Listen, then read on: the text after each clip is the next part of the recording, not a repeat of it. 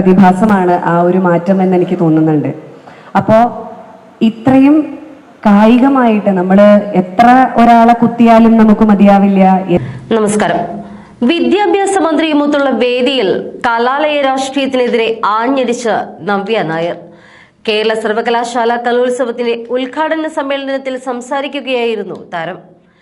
College വിദ്യാർത്ഥിയായ സിദ്ധാർത്ഥന്റെ മരണത്തിൽ പ്രതികരിച്ച് സംസാരിക്കവെയാണ് താരം മന്ത്രിയെ ചൊടിപ്പിക്കുന്ന തരത്തിൽ സത്യങ്ങൾ ആർജവത്തോടെ വിളിച്ചു പറഞ്ഞത്. ഇന്ന് കലാലയങ്ങളിൽ ഒരുപാട് ജീവനുകൾ നഷ്ടമാകുകയാണ്. രക്ഷിതാക്കൾ വലിയ വലിയ പ്രതീക്ഷകളോടെയാണ് വിദ്യാർത്ഥികളെ കോളേജുകളിലേക്ക് അയക്കുന്നത്. അക്കാദമിക് തലത്തിൽ വലിയ നേട്ടങ്ങൾ സമ്പാദിച്ചില്ല എങ്കിൽ പോലും ജീവനോടെ ഇരിക്കണമെന്നാണ് താരം കുട്ടികളോടായി പറഞ്ഞത്.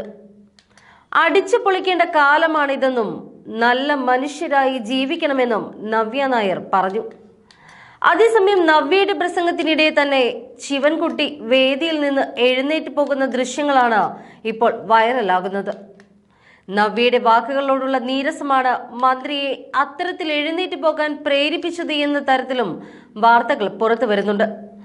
നവ്യയ്ക്ക് മുൻപേ സംസാരിച്ച മന്ത്രി ശിവൻകുട്ടി യുവജനോത്സവത്തിൽ അതിഥികളായി എത്തുന്ന സെലിബ്രിറ്റികൾ വൻ പ്രതിഫലം വാങ്ങുന്നത് അവസാനിപ്പിക്കണം എന്ന് ആവശ്യപ്പെടുകയുണ്ടായി. മന്ത്രിയുടെ ഈ വാക്കുകൾക്കും ചേർത്തുകൊണ്ടുള്ള ഒരു മറുപടി തന്നെയായിരുന്നു നവ്യ നായർ തന്റെ പ്രസംഗത്തിലൂടെ കൊടുത്തത്. ചടങ്ങിൽ അതിഥിയായി എത്തിയ നവ്യ നായർ മന്ത്രിക്ക് കൊടുത്ത മറുപടി കേട്ടതിന് പിന്നാലെ തന്നെ മുഴുവൻ കേൾക്കാൻ പോലും നിൽക്കാതെ വേദി വിടുകയായിരുന്നു മന്ത്രി ശിവൻകുട്ടി.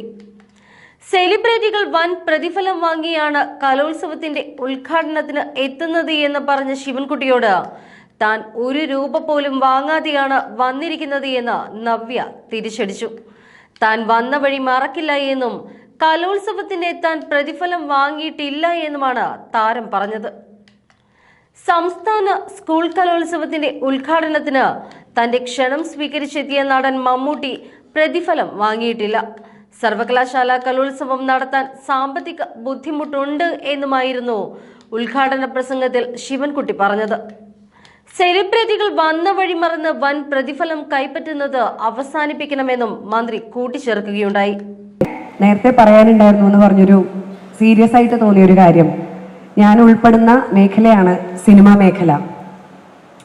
പണ്ടൊക്കെ നമ്മൾ സിനിമയില് കിരീടം, ചെങ്കോല് എന്നൊക്കെ പറഞ്ഞ സിനിമയില് ഗത്യന്തരമില്ലാതെ നായകൻ കൊലപാതകം നടത്തും. അവസാനം ആ കുട്ടിയത് തെറ്റായി പോയി എന്ന് പറഞ്ഞ സേതുമാധവൻ എന്നാണ് തോന്നുന്നല്ലേ ലാലേട്ടന്റെ ക്യാരക്ടറിന്റെ പേര്, എൻ്റെ ഓർമ്മ ശരിയാണെങ്കിൽ. വിതുമ്പി കരയുന്ന സ്ഥലത്താണ് ഹീറോയിസം. ഒരു കുത്ത് അല്ലെങ്കിൽ ഒന്നോ രണ്ടോ അടി, ഇതാണ് നമ്മുടെ സിനിമയിലെ മാക്സിമം. ഇന്ന് തോക്ക് കൊണ്ടൊരു 50 വെടിയൊക്കെയാണ്. ചത്ത ആളിനെ പിന്നെയും വെടിവെക്കും, ഇടിച്ച ആളിനെ പിന്നെ ഇടിക്കും. അപ്പോ ഇത് കണ്ട് കണ്ട് കണ്ട് ഇതങ്ങനെ പറയുമ്പോൾ തമാശയായിട്ട് പറയുന്നെങ്കിലും നമ്മുടെ ഉള്ളിൻ്റെ ഉള്ളിൽ ഒരു തീവ്രമായ എന്തോ ഒരു വികാരം, ഇപ്പൊ ഞാൻ പറയുന്ന സിനിമയിൽ മാത്രമല്ല, എനിക്ക് പറയാൻ പറ്റുന്ന അല്ലെങ്കിൽ കുട്ടികളെ ഏറ്റവും അധികം മെന്റലി അഫക്റ്റഡ് ആകാൻ പറ്റുന്ന ഒരു മേഖലയാണ് ഞാൻ ഉൾപ്പെടുന്ന സിനിമാ മേഖല. എനിക്കെപ്പോഴും കാണാനൊക്കെ ഇഷ്ടമുള്ള സിനിമകൾ എന്ന് പറഞ്ഞാൽ ഞാനൊക്കെ അഭിനയിച്ച സിനിമകളും അല്ലെങ്കിൽ നാടോടിക്കാറ്റും അല്ലെങ്കിൽ 2 കൺട്രീസും അല്ലെങ്കിൽ അങ്ങനത്തെ തമാശ സിനിമകളാണ്. അതൊക്കെ മാറി ഇപ്പൊ വളരെ സീരിയസ് ആയിട്ടുള്ള സിനിമകളിൽ പലപ്പോഴും ഞാൻ കാണുന്നൊരു ഫീലാണ്, ശരിയോ തെറ്റോ എന്ന് എനിക്കറിയില്ല, കൊലപാതകങ്ങളും അസഭ്യമായിട്ടുള്ള ഭാഷകൾ ഉപയോഗിക്കലും. അതുപോലെ തന്നെ ഞാനിപ്പോ അതിശയത്തോടെ കണ്ട കാഴ്ചയാണ്, എപ്പോഴെങ്കിലും കഞ്ചാവിനെ പറ്റി പറയുന്ന ഒരു ഡയലോഗ് സിനിമയിൽ വന്നാൽ വലിയൊരു കയ്യടിയായിരിക്കും ഓഡിയൻസിന്റെ ഭാഗത്തു നിന്ന്. പണ്ട് കഞ്ചാവടിയനാണെന്ന് പറഞ്ഞ് നമ്മൾ ഒരാളെ കണ്ടാൽ പുച്ഛത്തോടെ നോക്കിയിരുന്ന നമ്മൾ ഇന്ന് നല്ല ട്രിപ്പിലാണ് ചേട്ടൻ എന്ന് പറയുന്നത് ഒരു കയ്യടിയായി മാറി. അപ്പോ അതിലേക്ക് നമ്മൾ മെല്ലെ മെല്ലെ എത്തിപ്പെട്ടതാ. അതങ്ങനെ വളരെ പെട്ടെന്നുണ്ടായതല്ല, കഴിഞ്ഞ കുറച്ച് വർഷങ്ങളായിട്ടുണ്ടായ ഒരു പ്രതിഭാസമാണ് ആ ഒരു മാറ്റം എന്ന് എനിക്ക് തോന്നുന്നുണ്ട്. അപ്പോ ഇത്രയും കായികമായിട്ട് നമ്മൾ എത്ര ഒരാളെ കുത്തിയാലും നമുക്ക് മതിയാവില്ല, എത്ര വെടിവെച്ചാലും മതിയാവില്ല. അതായത് തമിഴ് സിനിമയിലും ഹിന്ദി സിനിമയിലും അതുപോലെ മലയാളം സിനിമയിലും ഇപ്പോ വളരെ ആക്രോശിച്ചുകൊണ്ടാണ് ആൾക്കാർ ഉപദ്രവിക്കുന്നത്. അറിയാതെ ഈ ഉപദ്രവത്തിൻ്റെ ഒരു ആഫ്റ്റർ എഫക്റ്റ് ആയിട്ടൊക്കെ നമ്മുടെ കലാലയത്തിൽ ഒരു രാഷ്ട്രീയവും ഇല്ലാതെ ഒരു അമ്മ എന്ന നിലയിൽ പറയട്ടെ, നമുക്ക് ഒരുപാട് കുഞ്ഞുങ്ങളുടെ ജീവൻ നഷ്ടപ്പെടുന്നുണ്ട്.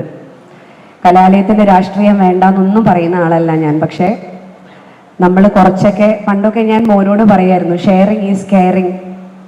പിന്നെ കൊറോണ വന്നപ്പോൾ പറഞ്ഞു, ഷെയറിങ് ഈസ് നോട്ട് കെയറിങ്, കൊടുക്കരുത്, ഷെയറിങ് ഈസ് കൊറോണ എന്ന് പറയും. പിന്നെ കുട്ടിയുടെ അടുത്ത് പറയും, don't be selfish, B compassionate എന്ന് പറയും. പക്ഷെ ഇപ്പം എന്ത് പഠിപ്പിക്കും അതിൻ്റെ കൂടെ? സെൽഫ് ലവ് പഠിക്കണം എന്ന് പഠിപ്പിക്കും. കാര്യം എന്താ വെച്ചാൽ ഇങ്ങനെ വെട്ടിലും കുത്തിലും ഇടിയിലും കഞ്ചാവിലും മയക്കുമരുന്നുകളിലും ഒക്കെ അടിമപ്പെട്ടു പോകുമ്പോൾ ശരിക്കും നമുക്ക് നഷ്ടപ്പെടുന്നത് നമ്മളെ തന്നെയാണ്. കൂടെ ചിലപ്പോൾ കൂട്ടുകാരുണ്ടാവും, ചിലപ്പോൾ ഒരു ആവേശത്തിന് നമ്മളൊരു ബഹളത്തിൽ പെട്ടുപോകുന്നതായിരിക്കും. അങ്ങനെയുള്ള ആവേശങ്ങളിലൊന്നും പെടാതെ, കാരണം ഓരോ അച്ഛനമ്മമാരെയും നിങ്ങളെ ഓരോരുത്തരെയും ഈ കോളേജിലേക്ക് വിടുമ്പോൾ ഞങ്ങൾക്ക് ഒരുപാട് പ്രതീക്ഷകളുണ്ട്. ആ പ്രതീക്ഷകളൊക്കെ നിലനിർത്താൻ പാകത്തിന് നിങ്ങൾ വലിയ അക്കാഡമിക്സിലൊന്നും വലിയ നിലയിൽ എത്തിയില്ലെങ്കിലും നിങ്ങളെ ജീവനോടെ കാണണമെന്ന് നമുക്കൊക്കെ ആഗ്രഹം ഉണ്ടാവില്ലേ? അച്ഛനും അമ്മയ്ക്കും അത്രയെങ്കിലും വേണ്ടേ?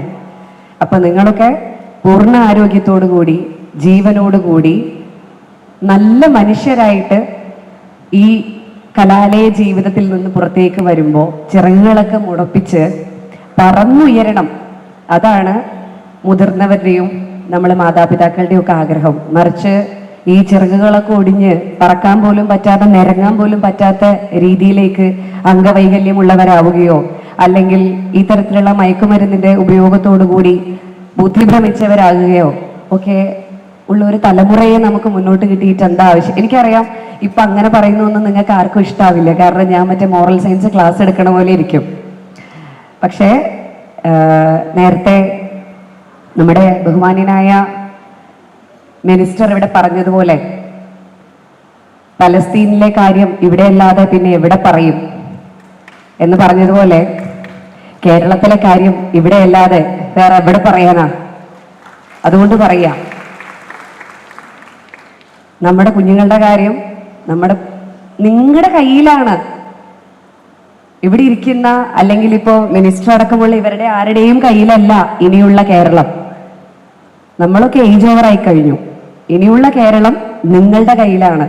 ഇനിയുള്ള ലോകവും നിങ്ങളുടെ കയ്യിലാണ്. നിങ്ങൾ ആരോഗ്യമുള്ളവരാവണം. ഏതെങ്കിലും ആൾക്കാരുടെ കളിപ്പാവകളായി മാറരുത്.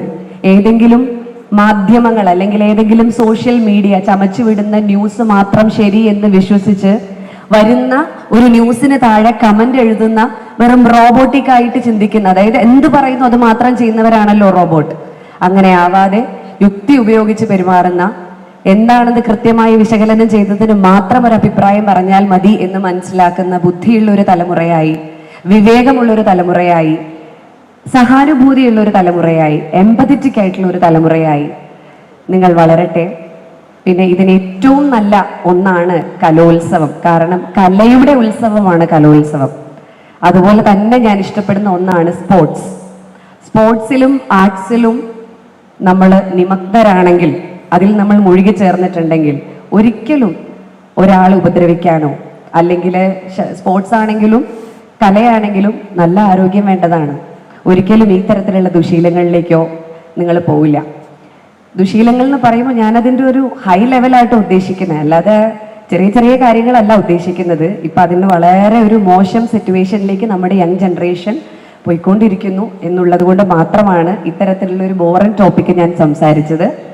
അപ്പോൾ എല്ലാവർക്കും എന്നെ ഈ പരിപാടിയിൽ പങ്കെടുക്കാൻ ക്ഷണിച്ച യൂണിയൻ ഭാരവാഹികളോടും കേരള യൂണിവേഴ്സിറ്റി VC-യോടും ബഹുമാന്യനായ മന്ത്രിയോടും നമ്മുടെ കൊച്ചു കലാകാരികളോടും എല്ലാവരോടും ഒരുപാട് നന്ദിയുണ്ട്. ഇന്ന് മുതൽ ഇവിടെ നടക്കാൻ പോകുന്ന പരിപാടിയിൽ ജയമോ തോൽവിയോ ഒന്നുമല്ല, കലയുടെ ഉത്സവമാണ്. ഞാനൊക്കെ 10ാം ക്ലാസ്സിൽ ചെയ്ത പോലെ കരയോ ബഹളം വെക്കുകയോ തല്ലുണ്ടാക്കുകയോ ഒന്നും ചെയ്യാതെ നല്ല മിടുക്കരായിട്ട്, ഇതൊന്നും അല്ല നമ്മളിലെ കലാകാരന്മാരെ തീരുമാനിക്കാൻ പോകുന്നത്, ഇതൊന്നുമല്ല നമ്മുടെ ഭാവി. ഞാൻ എപ്പോഴും ആലോചിക്കുന്നു, CBSE കലോത്സവത്തിൻ്റെ ഉദ്ഘാടനത്തിന് ഞാൻ പോയിരുന്നു.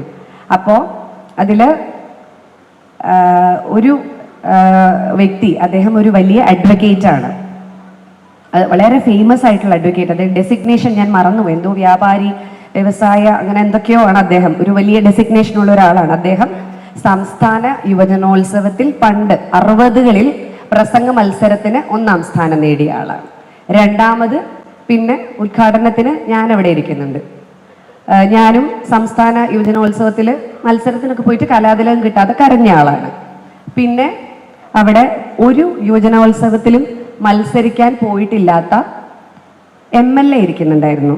അദ്ദേഹത്തിൻ്റെയും പേര് ഞാൻ ആലുവയല്ല, ആലുവയിലെ അൻവർ സാദത്തല്ല, ഒരു കണ്ണടയൊക്കെ വെച്ചിട്ട് കുറച്ച് ചെറുപ്പക്കാരനായിട്ട് ആ ഭാഗത്തുള്ളതാണ്. അപ്പൊ അദ്ദേഹം സംസാരിച്ചപ്പോൾ പറഞ്ഞു, നിങ്ങളൊരു കാര്യം മനസ്സിലാക്കണം, പ്രസംഗത്തിന് 1ാം സ്ഥാനം ലഭിച്ചാൽ ഈ നേരത്തെ കാണിച്ച അദ്ദേഹത്തിനെ പോലെ വലിയ അഡ്വക്കേറ്റ് ആവാം. ഇനി സ്ഥാനം ഒന്നും കിട്ടിയില്ല, കലാതിലകം നഷ്ടപ്പെട്ട നിങ്ങൾക്ക് നവ്യ നായരാവാം. ഇനി നിങ്ങൾ ഒരു മത്സരത്തിനും പങ്കെടുത്തില്ലെങ്കിലോ നിങ്ങൾക്ക് MLA ആവാം. അപ്പൊ ഒന്നും മോശമല്ല.